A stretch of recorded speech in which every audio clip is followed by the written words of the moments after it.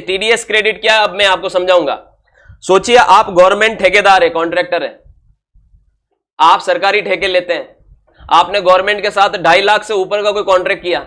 सुनना, बहुत इंपॉर्टेंट बात बता रहा हूं मैं आपको। आपने गवर्नमेंट के साथ 2.5 लाख से ऊपर का कोई कॉन्ट्रैक्ट किया, समझ रहे हो, और सामने वाली गवर्नमेंट जब आपको उस कॉन्ट्रैक्ट के एवज में मनी पे करेगी, कॉन्ट्रैक्ट के एवज में पैसे पे करेगी, तो वो उस पैसे में से टीडीएस काट लेगी।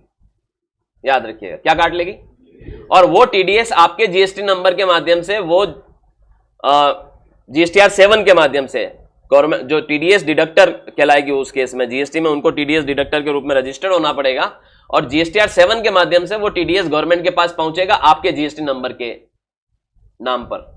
तो जैसे ही वहां गवर्नमेंट के पास जीएसटीआर 7 वो फाइल करेगी गवर्नमेंट ऑर्गेनाइजेशन, वो टीडीएस की क्रेडिट आपको आपके कैश लेजर में नजर आएगी। यानी आप अब इसको यूटिलाइज कर सकते हैं अपनी नॉर्मल टैक्स लायबिलिटी के साथ। कैश लेजर में आके वो पैसा क्या हो रहा है? जुड़ रहा है। क्या हो रहा है? जुड़ रहा है। तो अब आप उसे, कैश लेजर में पैसा आके जुड़ रहा है, मतलब उस कैश का इस्तेमाल कहां करोगे?